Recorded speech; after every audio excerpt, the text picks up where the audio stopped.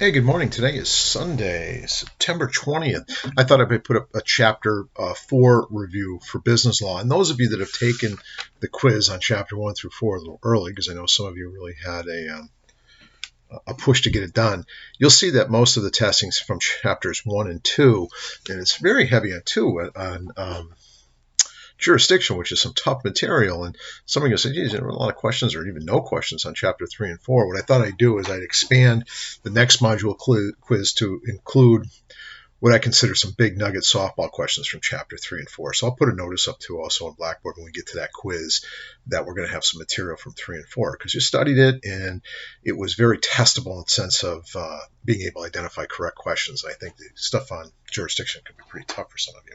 For all of us, actually. But anyways, chapter 4. Some of you are going to find this probably one of the most boring chapters. I think it's also one of the most important chapters because it's regulatory agency oversight. And we know we have 4 main sources of law, really 5 if you consider local municipal ordinance as well.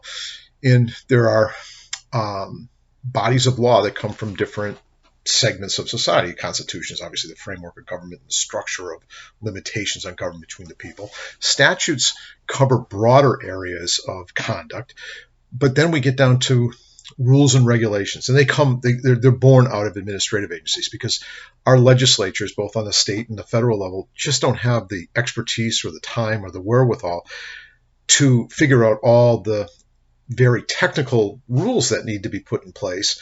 So they delegate that authority to those people and those entities that will have that expertise and time to study those questions to be able to put regulations in place. But regulations are law.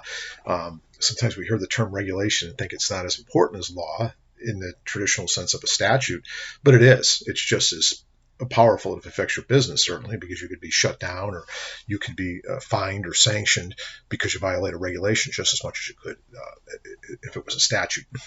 Not so much true in criminal law. There's almost no criminal law applicable to a regulation. That's all statutory. But in business, the thing that's going to haunt you the most will probably be regulatory authority. So why do we have government regulating business? Some people say it should be Adam Smith's view of laissez-faire. Those are the strong capitalist philosophy. Say government stay the heck out. Business will take care of itself, and the best business practices will thrive and succeed. And those that are inappropriate or detrimental will fall by the wayside by sort of a natural selection process. The problem is we recognize there will be abuses, there will be probably chaos, and there'll be unfair results for society as a whole if we don't have some kind of rules of the game, if you will, and to curb some abusive practices that have happened throughout history. We just recognize we can't have a pure capitalist system and thrive as a society. It has to be a bit of a hybrid. And so we created these regulatory bodies. So that's why we have them. I think one of the questions in the next test might do, why do we have regulations? Why do we have laws regulating having the government regulate business practices? One is to curb abuses, but also to give predictability and to make sure society is protected from raw competition can be very, very detrimental to society as a whole. So they talk about all the different administrative agencies, and I think about it this way. When I go and I think about flying on an airplane, I don't expect my U.S. Senator Elizabeth Warren and Ed Markey to have the expertise to know what's appropriate for the safety of that airplane, for the skills and qualifications that that pilot needs to have, whether or not they can land at certain kinds of airports or another, are well beyond the scope of my legislature. It's not because they're not smart, they just can't be an expert in everything. So they create something called the FAA, the Federal Aviation Administration. They determine rules like that about airline safety and airplane safety and qualifications for pilots and mechanics and all of those things. I think we're happy for, those of us that fly. And so we reckon Food and Drug Administration. Do I have enough faith in my government in terms of our legislative members to be able to determine whether or not certain kinds of medicine should be sold over the counter, whether it should be based upon a prescription, whether they're safe? All of those things we recognize government probably should have a role in to make sure we have safe drugs and appropriate drugs on the marketplace, but who should be able to have access to them and how they're vetted to make sure they're safe for consumption all need to be taken care of, and the government delegates that to the Food and Drug Administration. The same with food, how food needs to be packaged, whether or not food has to be cold from the very beginning of its processing to the time it's sold to the consumer. The kind of labeling that needs to be put on it's all done by the Food and Drug Administration. A lot of people that are involved in selling of foods or drugs say, all this oversight, all this red tape makes life really difficult. Well, that's true. But on the other hand, if you're the consumer, you're probably happy we have a lot of these rules and regulations because you're getting wholesome food and is packaged safely and appropriately, and it's not going to cause you or your family, hopefully, to get sick as a result of some of the rules and regulations. Is there an argument that some of these rules and regulations go too far? Sure. It's a tension we have in society, and the administrative agencies are the ones that we deal with in order to determine whether or not they're going to succeed or fail. And the legislature could put a lot of pressure on them and basically take away authority because they granted them the authority in the first place if they feel that they're either inadequately doing their job or they're not doing appropriate. And that's also the tension in politics. Some of you might be in my intro poli-sci class, government class. Who appoints usually the heads of the administrative agencies is usually the President of the United States on the federal level, but with the consent of the Senate.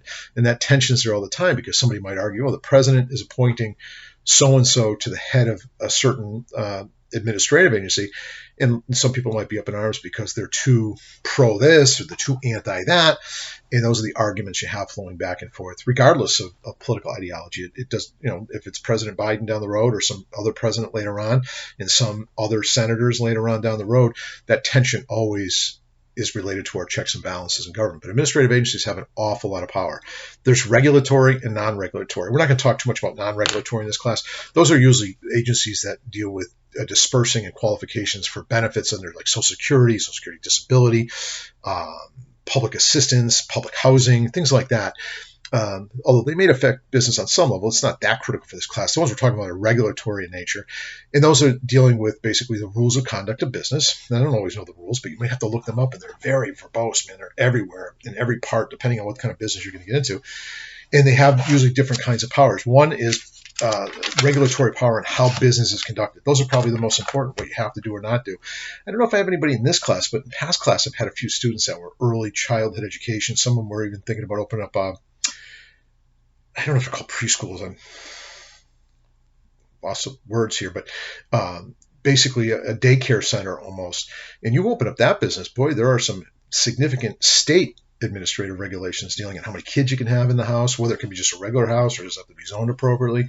Do you have to be certified in first aid and CPR, whether or not, how much food you have to supply, all different kinds of issues related, because we want kids to be safe and cared for well. And it frustrates a lot of people when they try to open up different businesses. I know Springfield, Mass, where I was from, not recently, past 5 years, really cracked down on barbershops. Barbershops have to be licensed by an administrative body licensing board in Boston.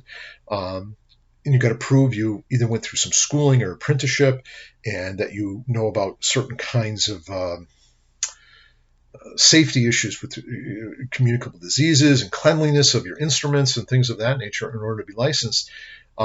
Because we want the consumer to have safe access to, haircuts and hair salons and all those cosmetologists. All those people have to follow through with a lot of regulatory regulations. If you ever over to a bar like my sister did once, tons of the alcohol beverage and I forgot what the ABC was for, but that commission has a lot of control and oversight over where you buy your alcohol from, how you dispense it, the hours of your operation.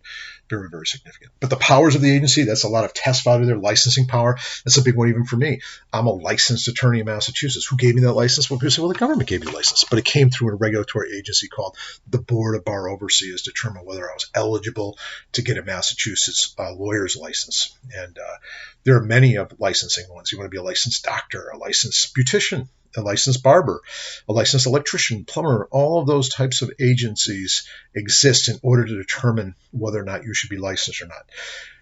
Some licenses are designed solely to raise revenue for the government. It doesn't have anything to do with skill or integrity.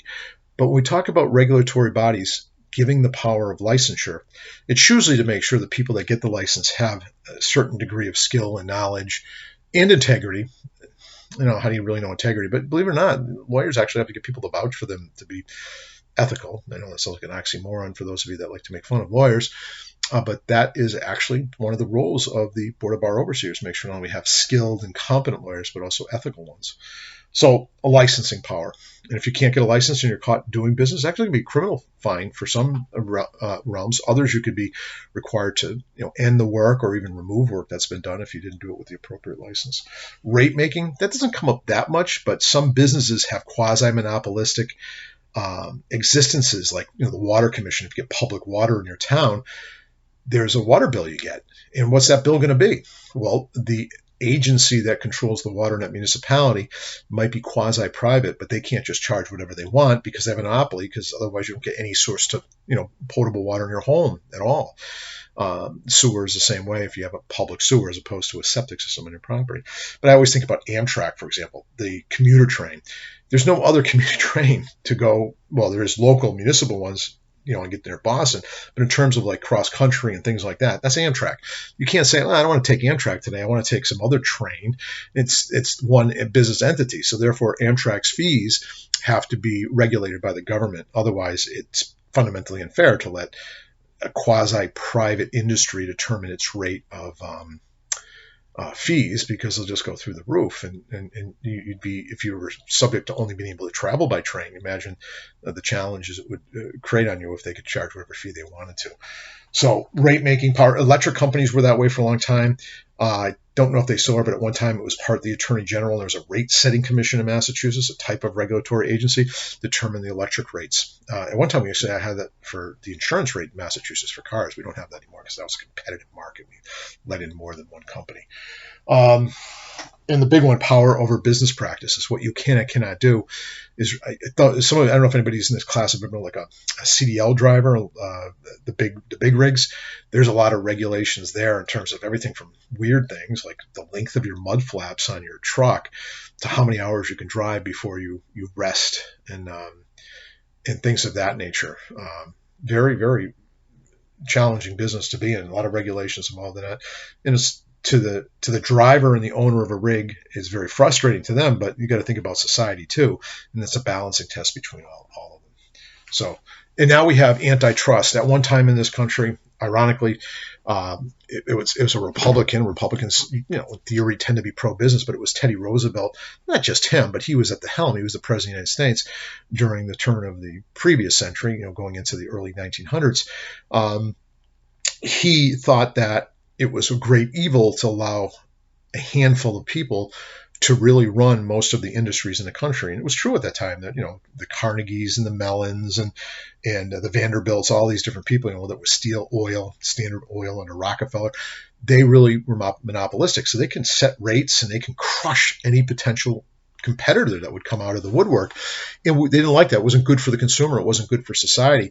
Some of these great, some people call them the makers of America because they were very influential in the success of the United States, say we're not evil people. What we do well, we benefit the country in the long run.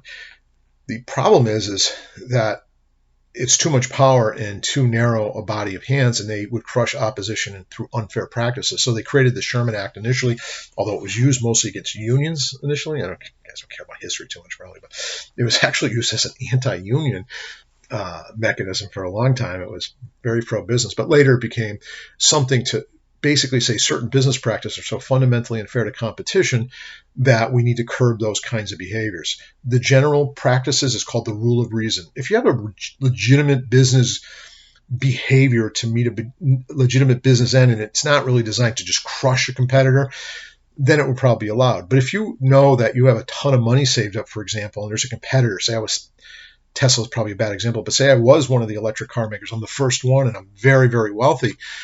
I purposely undersell the competition and sell my cars really cheap for a few years until the competitors go bankrupt. Then they're gone. Now I jack up the prices. I didn't do it for a legitimate purpose. I did it for the purpose of really crushing competition. And those debates come up all the time. I believe Microsoft was an example of a company that for a long time, almost all personal computing would have to go through a Microsoft application system in order to be functional. And there's an argument there that they had a monopolistic control over that, and they needed to find a way to allow personal computers to run off of other operating systems. I don't know what that settlement was, but there was a settlement because there was an argument that it violated the rule of reason. There are some things that are per se violations, and they give things like horizontal Horizontal territorial restraints, like if I'm selling my product in this area, no competitor can do it, things like that. Price fixing, we'll get to that in a later chapter. Believe it or not, if I manufacture goods and I sell them through Walmart and Target and Kohl's, I can't determine the price of my goods. Those resellers have to determine the price. I can determine the price. I'm selling it to them, but the ultimate price to the consumer has to be determined by the retailer. And that's why sometimes you'll see a product marked MSRP, manufactured suggested retail price. It's because they can't dictate the price unless they're selling directly to the public through outlet stores. And of course, all these different kinds of boycotts. And there's other price fixing tools that they do that are considered per se, meaning that we don't have to apply this like rule of reason and fairness. You just say that's just on its face. It's a violation of the Sherman Act, and therefore it's anti-competitive and it hurts industry, it hurts the consumer, it hurts price competition, and it's got to be crushed. But a lot of fun cases come up from time to time talking about whether it's a fair practice or an unfair practice in what they're doing. One of the things I remember, I didn't own a store, but a friend of mine did, and I always fantasize, I don't know, maybe I fantasize the right word, but I constantly think about doing different things in my life, and that's one thing I like about education. You're never too old and never too, unless you're dead, to really think about doing other things in life. And I'm a big dreamer. One of the things I think about is opening different businesses. One of my friends opened one, and they were doing something back, this is a long time ago, this is before, I was just out of high school, but it was actually a friend of my brother's, an older person than me, and he was opening a business, and it was Pepsi or Coke or one of the big soda brands. Soda was much bigger back then. They said, "Yeah, we'll give you this great price on our soda, and then you can mark it up to a better price. You're going to make a huge profit on it. The one condition for us to sell you these products at this price is you can't bring in the competition. You can't bring in whatever Pepsi or RC Cola or Polar. You couldn't do it. That's a violation of anti-competitive practices and therefore a violation of the Sherman Act." It sounds reasonable, though, on its first face. Yeah, that sounds reasonable to me, but think about it. Isn't that crushing competition in illegitimate fashion? It's only designed not to necessarily increase your profits, but also to crush the competitor. One that is legitimate, but I tell you, I always thought it was a kind of a fine line, is you're opening up a retail store like a mini mart type thing, and you need coolers. Coolers are very expensive. Sometimes you can get the coolers directly from Coca-Cola or Pepsi, but what do they say? You can only put our products in that cooler. I believe that's actually held to be a legitimate business practice, but you can see what the goal is there, right? I think so.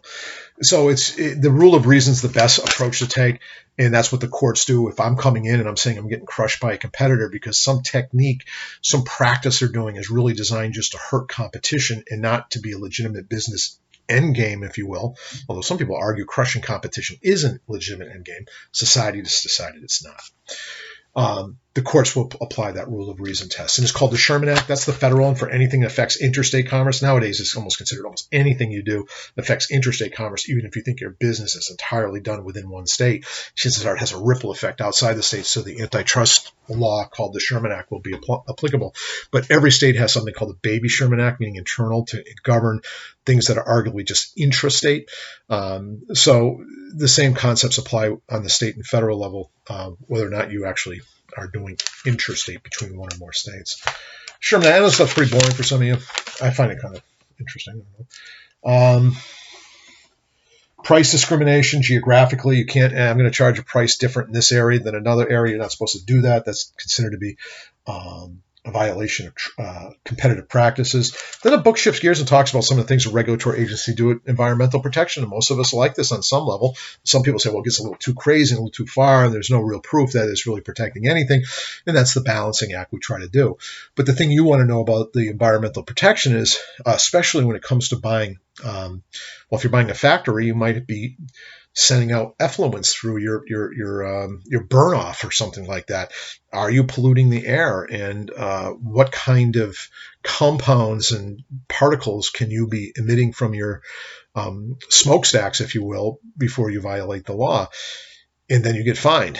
Now, I'm not going to test you on this, but it's a really interesting phenomenon that a company might be allowed so many pounds of this and so many pounds of that. And if they're under it, they might actually have a right to sell the ability to pollute in a greater way to another industrial company that can't seem to get under the line. And the government has argued philosophically, well, it still motivates that company that's polluting too much to abide by the law, even though they're going beyond what they should. They bought the right to pollute further from somebody that's more environmentally efficient. It still would motivate you to become cleaner and do a better job because you're obviously paying more money in order for the right to pollute. I'm not going to test you on that too much, but we know the Environmental Protection Agency has a salutary glow. Some administrations think it needs to pull back somewhat because it puts such a chilling effect on business enterprises. Others of us think, no way. The environment's much more important. It's not just our generation, somebody else's generation. And business is going to have to take a little less profit in order for us to be able to breathe and drink water and eat without fear of dying from environmental hazards. So there's that balancing act that's going on all the time. But and the same with the water pollution, very similar. But the one I'm going to test you on is CERCLA law, the Superfund law. And this comes up with buying property. And again, going to my personality where I keep thinking about doing different things. I'm a lawyer and I'm a teacher at the Mount, but sometimes I want to open up businesses or get involved in businesses. And there was a beautiful little country store that had gas tanks, a gas station. I think it had a total of like 6 pumps. It didn't have a huge gas station, but also had a hardware store. It had like a little deli thing. And me and a couple of buddies were thinking about buying it. God knows why.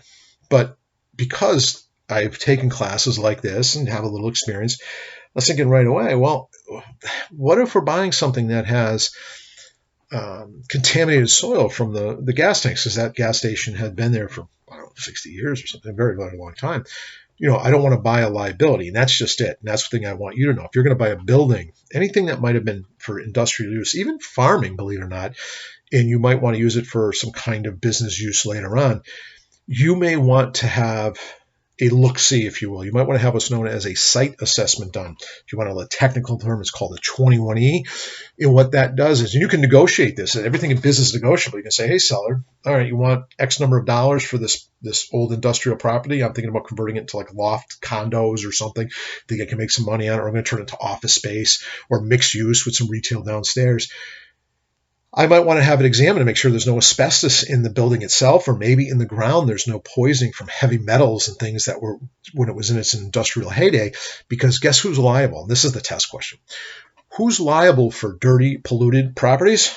The owner. So if I bought the property, I'd now be the owner. But I like to think I'm environmentally conscious. I used to drive a Prius, for crying out loud. Actually, I drove it because I love the thing, but it was one of my running jokes for a long time. But I did love that car. But I am environmentally, I think, sound person. I care about the environment. I'm not a polluter, but I buy a building that has land and or poisons and or other toxins within it. Might the government force me to clean it up? Yes, they can force me to clean it up, even though I wasn't the polluter. And now what if I went back to the seller and say, hey, you sold me something with a lot of contaminants in it, and the government's forcing me at unbelievable cost to clean up hazardous materials. You should pay it. Well, what if they're bankrupt? Well, now I can't get any money out of them. They're bankrupt. And we'll go over bankruptcy law a little bit in a later chapter. But they're off the hook. So am I on the hook? Yes. A lot of people are surprised by that. So what can you do to protect yourself? When you're buying that building or that land or that property, you can have an assessment done. It's usually a 2-phase assessment. The first one is to look at the nature of the property historically. Well, that was just forestry. No one ever did anything there. There was no tanneries there. There was no chemicals there. There was no industry there. We don't have to do anything further. You'd be fairly, there's no guarantees in this, but the chances are you're going to be safe to buy that.